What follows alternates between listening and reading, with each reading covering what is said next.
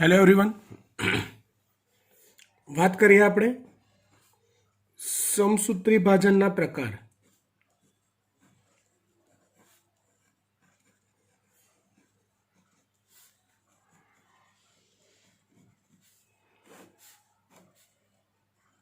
જુઓ બેટા, સમસૂત્રી ભાજન એટલે સમ સૂત્ર એટલે રંગસૂત્ર, વિભાજન એટલે કોષ વિભાજન. જે કોષ વિભાજનને અંતે ઉત્પન્ન થયેલા બાળકોષોમાં રંગસૂત્રોની સંખ્યા પિતૃકોષમાં રહેલા રંગસૂત્રોની સંખ્યા જેટલી જ હોય તેને સમસૂત્રી ભાજન કહેવાય. આ પ્રક્રિયા એ કોમન પણ કોષ કેન્દ્રો જે બનતા જાય એમાં સમાન રંગસૂત્રો જે પિતૃકોષ કેન્દ્રમાં હોય એટલા ને એટલા જળવાઈ રહે એ ફૂલ એન્ડ ફાઇનલ. આમ છતાં બી થોડી ઘણી વિવિધતા અલગ અલગ જાતિના સજીવોમાં સર્જાતી હોય છે. એને આધારે સમસૂત્રી ભાજનના કેટલાક પ્રકાર પડે છે. એક પ્રકાર છે એન્ડોમાઇટોસિસ.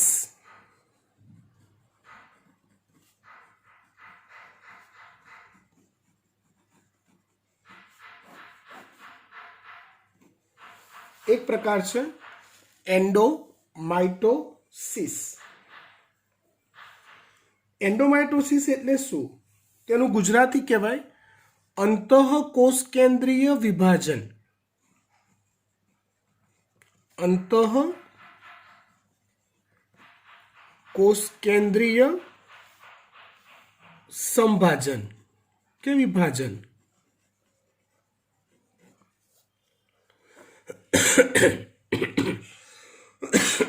આમાં એવું હોય છે કે કેટલાક પ્રોટિસ્ટામાં તારા કેન્દ્ર કોષ કેન્દ્રની અંદર જ હોય. કેટલાક પ્રોટિસ્ટામાં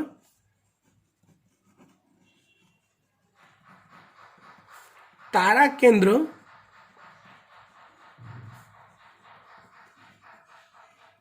કોષ કેન્દ્રની અંદર જ હોય.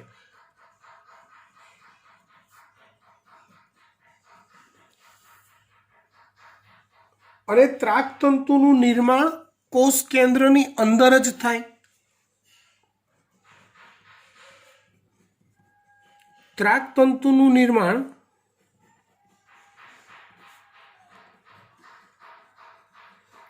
કોષ કેન્દ્રની અંદર જ થાય.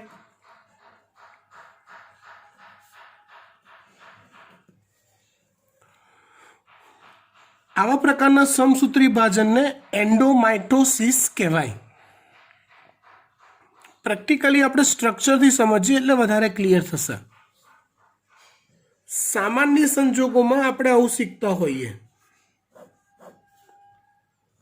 કે આ કોષ છે, આ એનું કોષ કેન્દ્ર પટલ અને અંદર કોષ કેન્દ્ર એવું કહેવાય આખું. આ બે તારા કેન્દ્રો જે કોષ કેન્દ્રની બહાર હોય. આપણે રંગસૂત્રો બનાવતા હોઈએ એ અંદર હોય. હવે જ્યારે સામાન્ય સંજોગોમાં એવું થાય, ઓલું કોષ કેન્દ્ર પટલ અદૃશ્ય થાય, તારા કેન્દ્રો વિરુદ્ધ ધ્રુવો તરફ પહોંચી જાય, રંગસૂત્રો વિષુવવૃત્તીય રેખા પર ગોઠવાય અને દ્વિધ્રુવીય ત્રાક એ રંગસૂત્રોના સેન્ટ્રોમિયર સાથે જોડાય. સામાન્ય સંજોગોમાં આવું થાય. પણ એન્ડોમાઇટોસિસમાં આવું નથી થતું.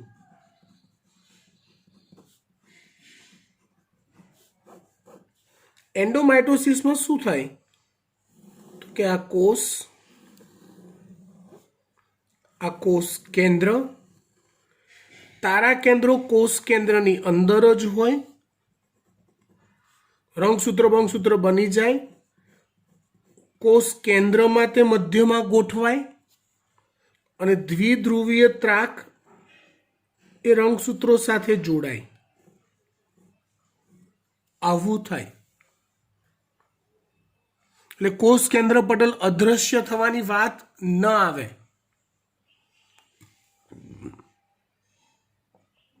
ખબર પડી ગઈ? જો આ પ્રકારનું સમસૂત્રી વિભાજન થાય તો એને એન્ડોમાઇટોસિસ કહેવાય. શું કહેવાય એને? એન્ડોમાઇટોસિસ.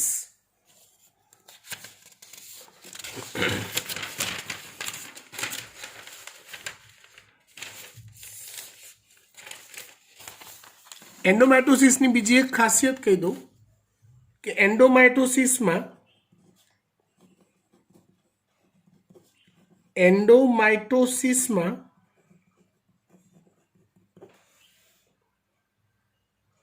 ડીએનએનું સ્વયં જનન થાય. ડીએનએનું સ્વયં જનન થાય, પરંતુ ભાજનોત્તરાવસ્થામાં તે અડધા થતા નથી.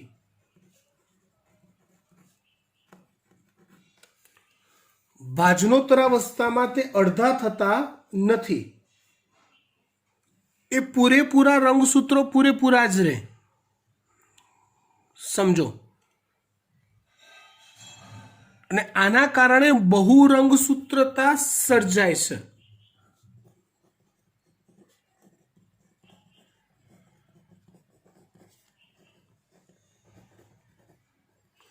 એટલે કંઈક આવું થાય. આ કોષ કેન્દ્ર પટલ, આ તારા કેન્દ્રો, તો પૂરેપૂરા રંગસૂત્રો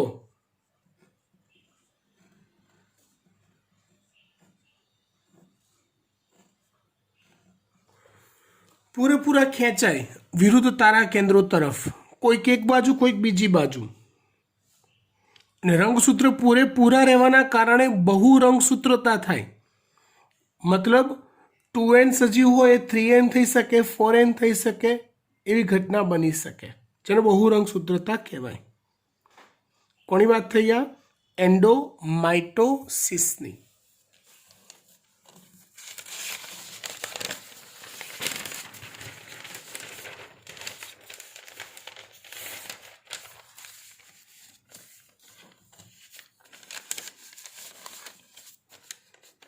ત્યાર પછી વાત કરીએ આપણે એનો બીજો પ્રકાર છે, જેને કહેવાય છે ક્રિપ્ટોમાઇટોસિસ.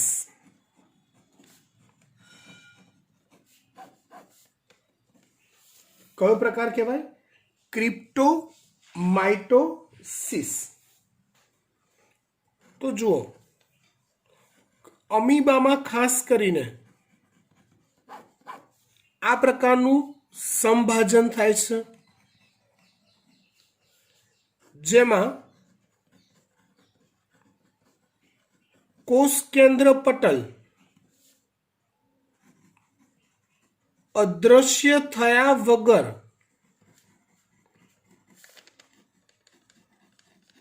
સમગ્ર વિભાજન થાય છે.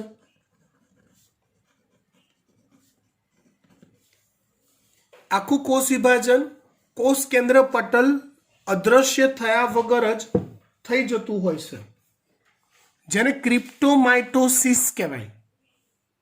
શું કહેવાય? ક્રિપ્ટોમાઇટોસિસ કહેવાય. એટલે બાકીની બધી જ પ્રક્રિયાઓ કોષ કેન્દ્રની અંદર જ થાય. પૂર્વાવસ્થા લઈ લો, ભાજનાવસ્થા લઈ લો, ભાજનોત્તરાવસ્થા લઈ લો, અંત્યાવસ્થા લઈ લો, બધું જ કોષ કેન્દ્રની અંદર જ થાય. તેને ક્રિપ્ટોમાઇટોસિસ કહેવાય. એ સિવાય ત્રીજો પ્રકાર છે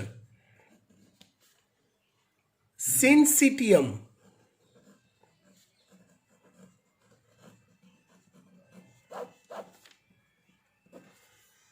ત્રીજો પ્રકાર છે સિન્સિટિયમ. સિન્સિટિયમ એ બહુકોષ કેન્દ્રીય સ્થિતિ છે.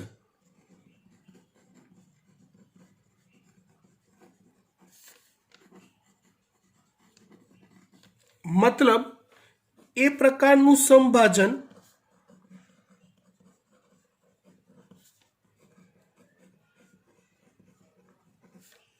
કે જેમાં સતત કોષ કેન્દ્ર વિભાજન થયા કરે છે. કોષરસ વિભાજન થતું નથી. એવા પ્રકારનું વિભાજન કે જેમાં સતત કોષ કેન્દ્ર વિભાજન થયા કરે છે. કોષરસ વિભાજન થતું નથી. કોષરસ વિભાજન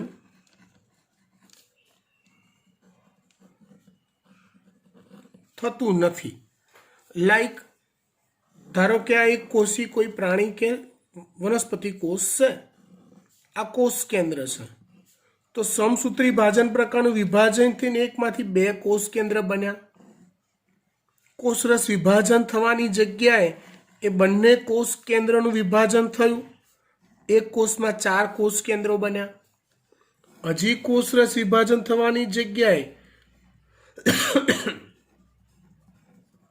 ફરી પાછું કોષ કેન્દ્ર વિભાજન થાય, 8 કોષ કેન્દ્રો બન્યા. આમ એક જ કોષમાં બહુ બધા કોષ કેન્દ્રો સમભાજનના લીધે અસ્તિત્વમાં આવે અને બહુ લાંબા ટાઈમ પછી કોષરસ વિભાજન થાય. તો એ સ્થિતિને સિન્સિટિયમ અથવા બહુકોષ કેન્દ્રીય સ્થિતિ કહેવામાં આવે છે. સમજી ગયા? ચલો, આ 3 અને ચોથો પ્રકાર છે ખાલી માઇટોસિસ, કે જે આપણે નોર્મલ કોષ સમસૂત્રી ભાજન પ્રકારનું કોષ વિભાજન ગણીએ, એને માઇટોસિસ કહેવાય. ત્યાર પછી એક રસાયણ વિશે જોઈએ જેનું નામ છે કોલ્ચિસિન. આમ તો આના વિશેનું ડિસ્ક્રિપ્શન રંગસૂત્રવાળા ચેપ્ટર આનુવંશિકતામાં આવી ગયું છે કે જ્યારે તમારે કેરિયોટાઇપ તૈયાર કરવાનું હોય એ વિડીયો સાથે કનેક્ટેડ નોટ્સ તમે જોશો તો તમને ખ્યાલ આવી જશે. જ્યારે તમારે કેરિયોટાઇપનો અભ્યાસ કરવાનો હોય તો એ કેરિયોટાઇપનો અભ્યાસ કરવા માટે કોષ વિભાજનને ભાજનાવસ્થામાં અટકાવવું પડે. તો કોલ્ચિસિન એ કોષ વિભાજનને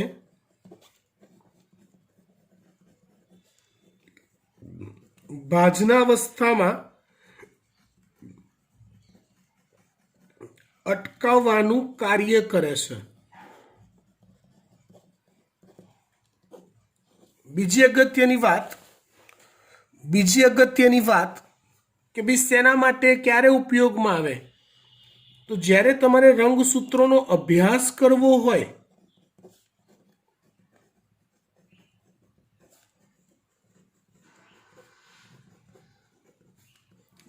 ત્યારે તમારે તેનો ઉપયોગ કરવો પડે છે. પ્રયોગશાળામાં કયા રસાયણનો? કોલ્ચિસિનનો.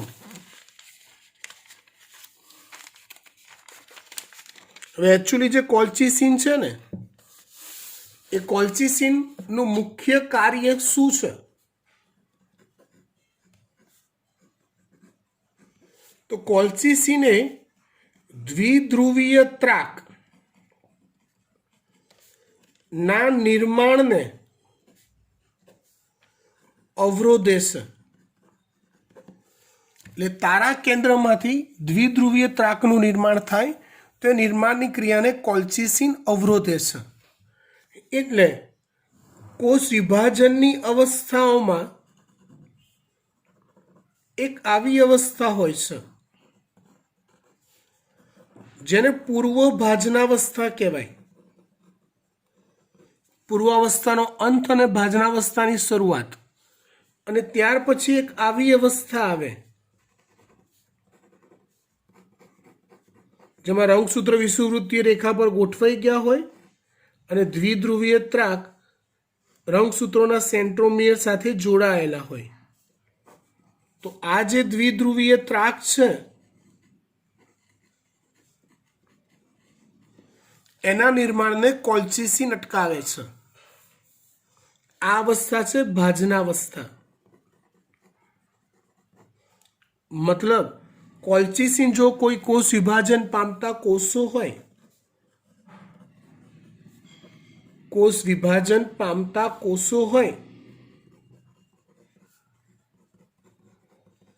તે કોષોમાં અચાનક જો કોલ્ચિસિન ઉમેરવામાં આવે, કોષ અથવા કોષો એ પૂર્વ ભાજનાવસ્થામાં અટકે છે. કોષ અથવા કોષો એ પૂર્વ ભાજનાવસ્થામાં અટકે છે એવું કહેવાય.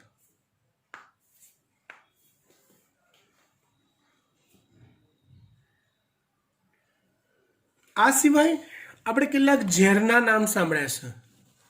પોઈઝન, કે જે લેવાથી માણસ કે કોઈ સજીવનું મૃત્યુ થાય છે. બરાબર. તે એવા રસાયણો છે એમાઇડ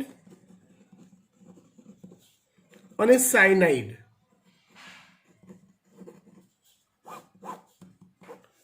તો આ એમાઇડ અને સાયનાઇડ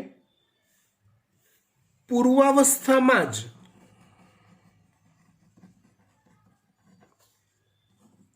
સમભાજનની ક્રિયાને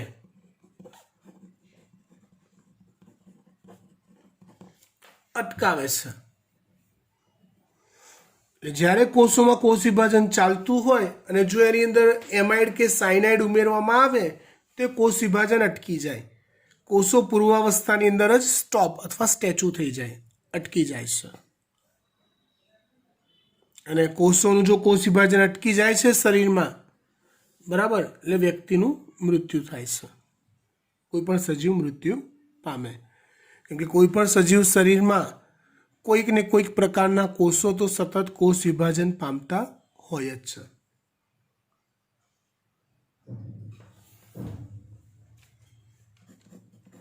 કેટલાક રસાયણોને સમસૂત્રી ભાજન વિષ કહેવાય છે. કયા રસાયણોને કહેવાય? તો કે મસ્ટર્ડ ગેસ. આ એક વાયુ છે, મસ્ટર્ડ ગેસ. રિબોન્યુક્લિએઝ ઉત્સેચક,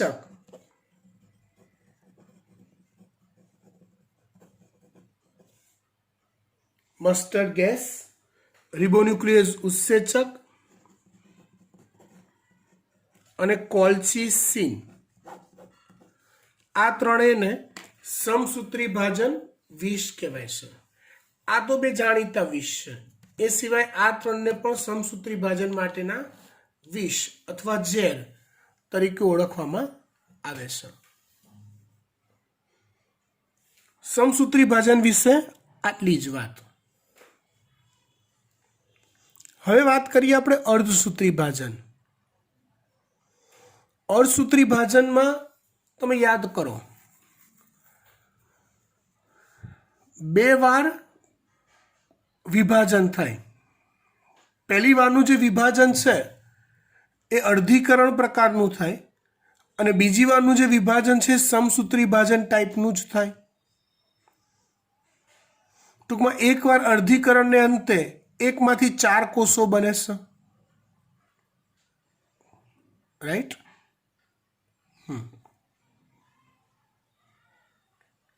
અર્ધીકરણની કેટલીક ટેક્સ્ટબુક સિવાયની વિશેષ વાતોની હું ચર્ચા કરું એ પહેલાં તમને એક હિન્ટ આપી દઉં કે આ ચેપ્ટરમાં પરફેક્ટ તૈયાર કરવા તમારે શું કરવું પડે. તો તમારે એક તો ખાસ સમસૂત્રી ભાજનની જે તે અવસ્થાઓ દરમિયાન થતા ફેરફારોને શોર્ટમાં તૈયાર કરી દેવા પડે, એને એક મટીરિયલ બનાવી દેવું પડે. અર્ધસૂત્રી ભાજનની જુદી જુદી અવસ્થાઓ, પૂર્વાવસ્થા 1, એમાં લેપ્ટોટીન, ઝાયગોટીન, પેકેટીન, ડિપ્લોટીન, ડાયકાઇનેસિસ. ભાજનાવસ્થા 1, ભાજનોત્તર અવસ્થા 1, અંત્યાવસ્થા 1, પછી પૂર્વાવસ્થા 2. એ બધું નહીં યાદ રાખો તો ચાલશે પૂર્વાવસ્થા 2 થી, કેમ કે ત્યાર પછીના ફેરફારો સમસૂત્રી ભાજન ટાઈપના જ હોય છે. પણ આ દરેક તબક્કા દરમિયાન શું ફેરફારો થાય છે એ તમારે નોટ ડાઉન કરવા પડશે અને શોર્ટ રીતે એને યાદ રાખવા પડશે. તો આ ચેપ્ટરમાંથી પૂછાતા મોટાભાગના નીટના MCQ તમને આવડશે.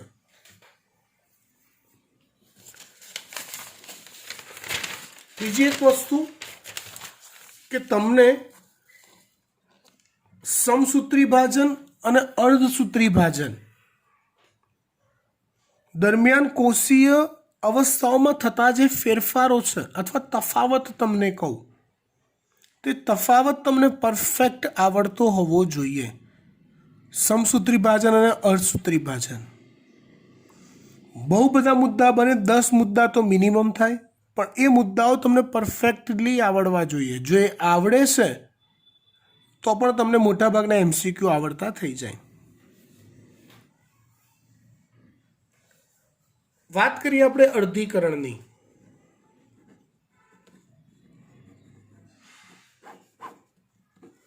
જો જે સજીવો દ્વિકીય છે, જે સજીવો દ્વિકીય છે એ સજીવોમાં, આ બહુ અગત્યની વાત કહું છું, ફલન ક્રિયા પહેલા એટલે કે પ્રજનન કોષો અથવા જન્યુઓ ના નિર્માણ સમયે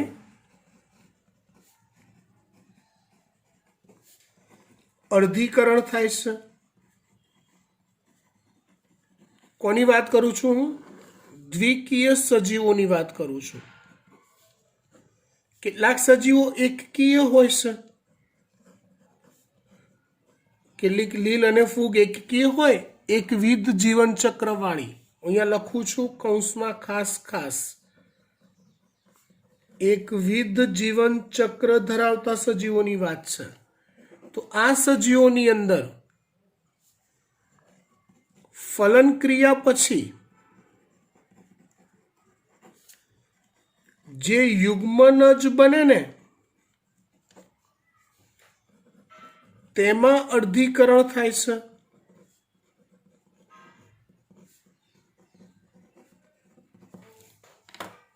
મતલબ જો દ્વિકીય સજીવ હોય, એમાંય તમને સમજાવું, દ્વિકીય સજીવ હોય 2n પ્રકારનો, સમજો.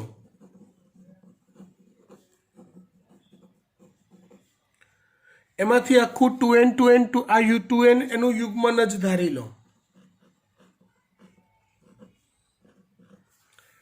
દ્વિકીય સજીવનું 2n પ્રકારનું યુગ્મન જ ધારી લો, ફલિતાંડ. તો એમાં સમભાજન થઈ આવા 2n પ્રકારના કોષો, પેશી, અંગતંત્ર બનશે 2n કોષોનો. અને પછી જ્યારે પ્રજનન કોષો બનશે એમાં, ત્યારે અર્ધીકરણ થઈને n પ્રકારના કોષો રચાય છે, જેમાં સજીવ દેહ પોતે દ્વિકીય હોય. હવે એકકીય સજીવમાં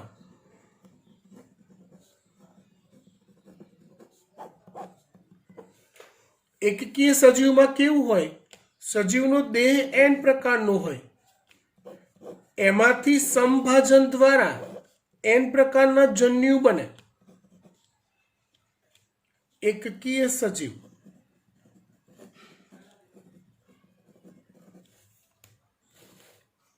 એમાંથી સંભાજન દ્વારા n પ્રકારના જન્યુઓ બને. એ n જન્યુઓ ભેગા મળીને 2n પ્રકારનું યુગ્મન જ બને.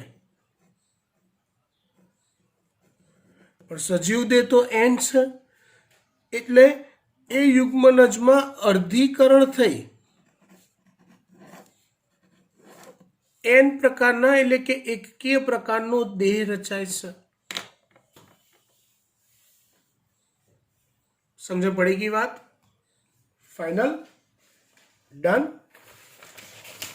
ઓકે, એક મિનિટ, બીજું પેજ ફાડી લઉં.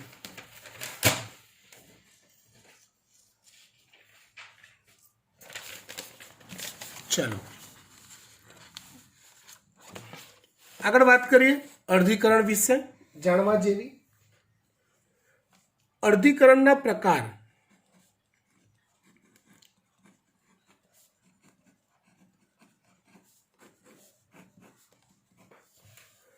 તો અર્ધીકરણના પ્રકાર કયા કયા હોય? તો કે મુખ્ય 3 પ્રકાર હોય। એક છે ઝાયગોટિક,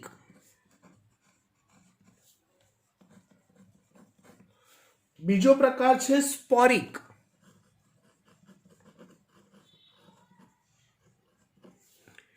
એક પ્રકાર છે ઝાયગોટિક, બીજો પ્રકાર છે સ્પોરિક અને ત્રીજો પ્રકાર છે ગામેટિક। ઝાયગોટિક, સ્પોરિક અને ગામેટિક। ઝાયગોટિકને ઇનિશિયલ કહેવાય છે,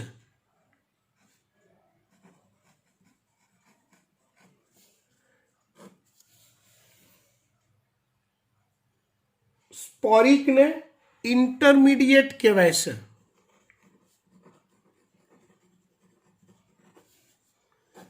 અને ગામેટિકને ટર્મિનલ કહેવાય છે। ઇનિશિયલ, ઇન્ટરમીડિયેટ અને ટર્મિનલ।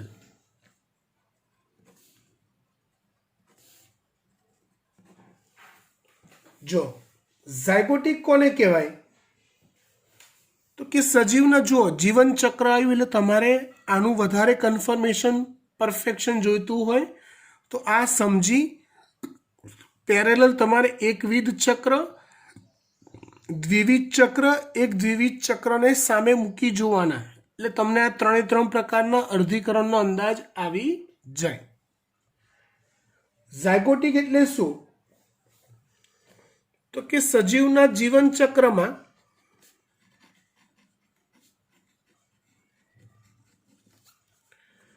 જે યુગ્મનજ રચાય તો એ યુગ્મનજમાં જ અર્ધીકરણ થઈ જાય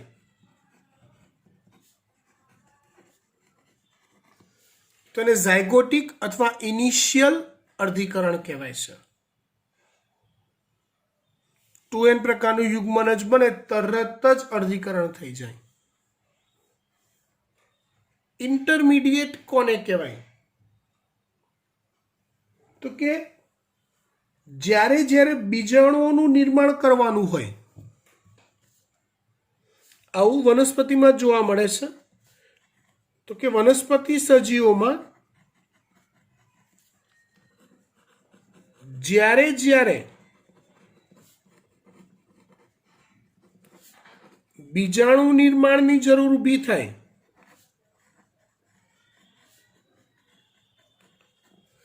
ત્યારે જો અર્ધીકરણ થાય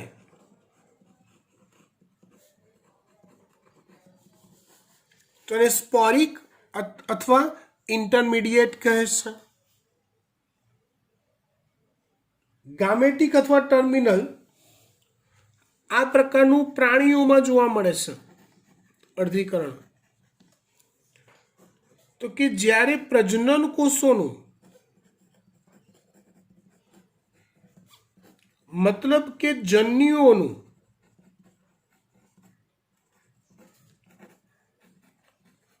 નિર્માણ થાય ત્યારે જે અર્ધીકરણ થાય એને ગામેટિક અથવા ટર્મિનલ કહેવાય છે। એને ગામેટિક અથવા ટર્મિનલ કહેવાય છે।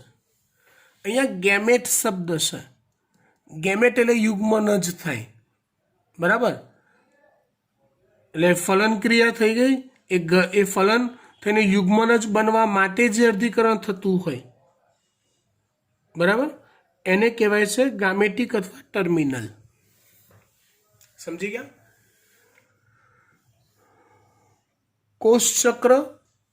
કોષ ચક્રની અંદર એટલે કોષ વિભાજનની અંદર આટલું જ આવશે। અહીંયા આપણે